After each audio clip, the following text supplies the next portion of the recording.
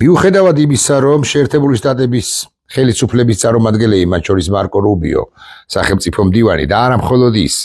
საკმაოდ ოპტიმისტურად არიან განწყობილნი და აცხადებენ, რომ აი მომავალ კვირაში ყველაფერი თუ არ დასრულდება, ყოველ შემთხვევაში ბევრი რამ გაირკვევა და სამშვიდობო შეთანხმება შედგება რუსეთსა და უკრაინას შორის. ამ ყველაფრის მიუხედავად არსებობენ მათ შორის შეერთებულ შტატებშიც, ევროპაშიც და გაგიკვირდებათ და საქართველოშიც, უკრაინაშიც ცხადია და ალბათ რუსეთშიც პირები, რომლებიც არც თუ ოპტიმისტურად გაჰყურებენ აი ამ ამერიკის ინიციატივებს და საკმაოდ ბევრი არგუმენტიც დაუგროვდათ. არგუმენტი არა იმგვარი კულუარული ხმები გვესმის იმის თაობაზე, რომ და ასე ან მე ვფიქრობ, რომ არა, საკმაოდ საფუძვლიანი დოკუმენტირებული არგუმენტები. აი მაგალითად იცით თქვენ, რომ ერთ-ერთი უმნიშვნელო სხვათა შორის, არც თუ მნიშვნელოვანი, მაგრამ არც თუ მთავარი, მაგრამ ერთ-ერთი მუხლი არის ზაპოროჟიეს ატომური ელექტროსადგური. და აი ლავროვი, კალანტაროვ ლავროვი ამბობს, რომ ზაპოროჟიეს ატომური ელექტროსადგურის მსვლელობაში ცვლილების შეუძლებელია. იცით თქვენ, რომ ამერიკელები ითხოვენ მის გადაცემას სწორედ ამერიკული მხარისთვის. ლავროვი ამაზე ჭედავს. ეს არ ნიშნავს, რომ ვაშინგტონი არ გადახედავს საკუთარ პოზიციას და რაღაი ლავროვი ჭედავს, თავად ვაშინგტონი არ დაიხებს უკან, ესოდენ ბჭყალებში თუ უბჭყალებოდ უმნიშვნელო საკითხზე, მაგრამ მეორე მხრივ კიევიც ხომ ჭედავს გარკვეულ საკითხებზე. უყურეთ ლავროვი რას ამბობს ყირიმთან დაკავშირებით. ტრამპმა თქვა სიმართლე ის, ანუ ტრამპი, აცნობიერებს, რომ რუსეთი არ აწარმოებს მოლაპარაკებებს თავისი ტერიტორიული მთლიანობის საკითხზე. ყირიმის საკითხი დახურულია. ძალიან საინტერესო აქცენტია კალანტაროვ ლავროვისა და მე გეტყვით რატომ. ყირიმის საკითხი დახურულია, როცა ამბობს და არ აყოლებს, რომ დახურულია დამატებით დონბასის, ანუ დონეცკისა და ლუჰანსკის, აგრეთვე ხერსონის და ხერსონს პლუს სწორედ ხსენებული ზაპოროჟიეს ოლქის საკითხი, გამოდის, რომ ყირიმი ერთგვარად გამოაცალკევა კალანტაროვ ლავროვმა და თქვა, რომ ტერიტორიული მთლიანობა უზრუნველყოფილი თუ ხელშეუხებელია რუსეთისა, ანუ ყირიმთან მიმართებაში, მაგრამ აი ამ დანარჩენილ 4 რეგიონზე კი სიტყვა არ დაზრა რა იხებს რუსეთი უკან იმ 4 რეგიონიდან ხომ წარმოუდგენელია. მე აქვე გავიხსენებ, არ ვიცი რამდენად შემხვდება, შესაძლოა შემხვდეს კიდეც, ვერ გეტყვით. აქვე გავიხსენებ უკრაინის აწუკე ყოფილ საგარეო საქმეთა მინისტრ დიმიტრო კულებას არ შემხვდა. ეს განცხადება, იმიტომ რაღაც სპეციფიკურ საიძე ვარ.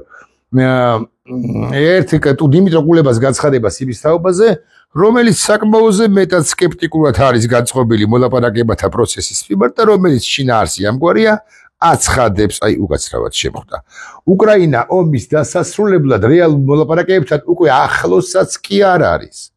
ჩვენ იმავე წერტილში ვართ, როგორც გასულ შემოდგომაზე. ეხლა იმიტომ კი არა, რომ კულებას სიმჯერა და ლავროვისა არ მჯერა, კულებას სიმჯერა და ვიტკოფისა არ მჯერა და ასე შემდეგ და ასე შემდეგ, მაგრამ რეალური ინდიკატორი ჩემი ღრმა რწმენით მართლაც არ არსებობს, რაც დაგვიდასტურებდა, რომ უკრაინასა და რუსეთს შორის სამშვიდობო დიდი შეთანხმება, რომელიც ამასთან არც დაირღვევა, აი ისეთი შედგება. მაგრამ ამ პროცესში ძალიან საინტერესოა ერთი ამბავი. ერთი, რომელიც ამ ომთან კავშირში არ არის, ან თითქოს არ არის. უწყინარი ინფორმაცია გავრცელდა ამ დაახლოებით 10 საათის წინ, 11 საათის წინ, რომ ამერიკის შეერთებული შტატების სახელმწიფო დეპარტამენტმა დაადასტურა ახალი კონტრაქტი ნიდერლანდების თავდაცვის უწყებასთან,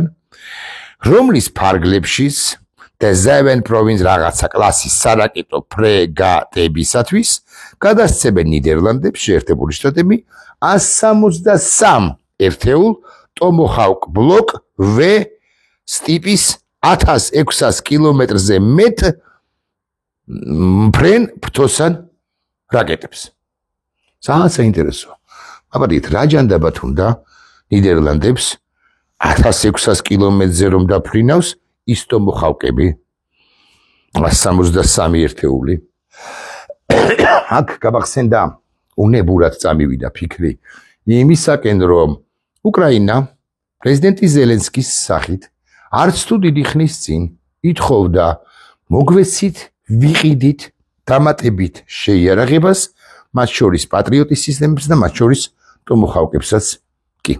და გაჩნდა ინფორმაცია რომ შეერთებული შტატები რომელიც მიუხედავად იმისა რომ მისი ლიდერი მუდმივად ლაპარაკობს გარიგება ვაჭრობა ფულზე ფული ვაჭრობა გარიგებაზე გაჩნდა ინფორმაცია იმის თაობაზე რომ ვაშინგტონი ამაზე ყაბულ არ არის ხო და აი ახლა 12 საათის წინ ნიდერლანდები ყიდულობს და სახელმწიფო დეპარტამენტი ადასტურებს რომ 163 ერთეულ ტომოხავკ ბლოკ VS ტიპის 1600 კილომეტრზე მეტ სიშორეზე რომ დაფრინავს იმ ფრთოსან რაკეტებს გადასცემენ სავარაუდოდ შესყიდვა იგულისხმება ფოტოც ახლავს საინტერესო ფოტო ეხლა რატო ყვები ამას მე და რატომ გიამბობთ რაღაცა აშკარად ხდება იმის გარდა რაც ხდება და რაც ჩანს ზედაპირზე და ისევ ყულებას მიუბრუნდები მე მგონია რომ ომი არ დასრულდება მეც მგონია რომ ომი არ დასრულდება ისე ყოველ შემთხვევაში როგორც ეს ზედაპირზე ჩანს რომ დასრულდება აუცილებლად შეგნებულად არ ვამბობ როგორც ეს ამერიკას უნდა ან ევროპას უნდა ან უკრაინას უნდა ან რუსეთს უნდა მეთქი სხვადასხვა ამის დამადასტურებელი არის ერთი ამბავი ესტონეთში აშენდება ფეთქებადი ნივთიერებების დამამზადებელი დიდი ქარხანა და ეს ქარხანა თავის მხრივ აწარმოებს საბრძოლო მასალებს მოსალოდნელია რომ აღნიშნულ საწარმოში წელიწადში 600 ტონა ფეთქებად ნივთიერებას 600 ტონა ფეთქებად ნივთიერებას დაამზადებენ და კიდევ უამრავი ამბავია აქ მაგრამ სახელმწიფო დივან რუბიოს რომ მიუბრუნდეთ ის ბრძანებს მომავალი კვირა გადამწყვეტი იქნებაო და თუ ვერაფერი ვერ მოხდება მომავალ კვირასაც ამ შემთხვევაში შეერთებული შტატები პროცესიდან როგორ გგონიათ გადის ეკლექტური ყოველ მეორე დღეს განცხადებას პოზიციას რომ ცვლის დონალდ ტრამპი თუ ხვალ იტყვის პირდაპირ მნიშვნელობით ხვალ ორშაბათს თუ იტყვის რომ შეერთებული შტატები გადის პროცესიდანო გემუდარებით არ დაუჯეროთ იმიტომ რომ სამშაბათს საპირისპირო სიტყვის ჯერ ერთი და მე ოთხშაბათს კიდე საპირისპირო სიტყვის და აი ამ ბევრ სიტყვაში ბევრი სიტყვის სიტყვას ბოლო არ უჩანს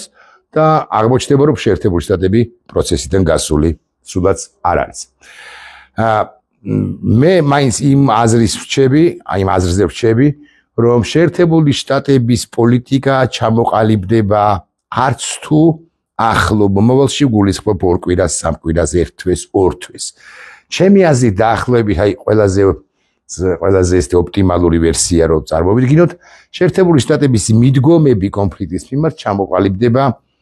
ალბათ უფრო ყველაზე გვიან სექტემბრისათვის და ეს მიდგომები იქნება რუსეთისათვის ძალიან მძიმე და გეტყვით რატომ იქნება მძიმე იმიტომ რომ ამასობაში აი ამ იწილო-ბიწილოში იმ პროცესში როდესაც მხარეები საუბრობენ და თითქოს ადასტურებენ იმას რომ მზად არიან სამშვიდობო დიდი შეთანხმებისათვის რუსეთს წასწდება ხოლმე ხელი რაც სხვათა შორის ტრამპმა შენიშნა ტრამპმა თქვა უკვე გუშინ მოხდა ხო ეს ამბავი ზელენსკისთან შეხვედრის შემდეგ სტატუსი გამოაცხო ხო ვარ უკვე მეჩვენება რომ პუტინი მე მაბოლებსო ქართულად ალბათ ესე საუკეთესოდ ჟღერს რუსულად არის ვიჯოდ ზანას ხო ანუ აღმაცურებსო მაბოლებსო ეხლა რატომ რას გულისხმობს ტრამპი და მეც რას გულისხმობ გეტყვით როგორც კი სამშვიდობო დიდ შეთანხმებამდე მიდგება საქმე და რუბიო ან სხვები განაცხადებენ რომ აი ერთი კვირაღა დარჩა სამშვიდობო დიდ შეთანხმებამდე ზუსტად ამ მომენტში პუტინი იწყებს ამ შეთანხმების დარღვევის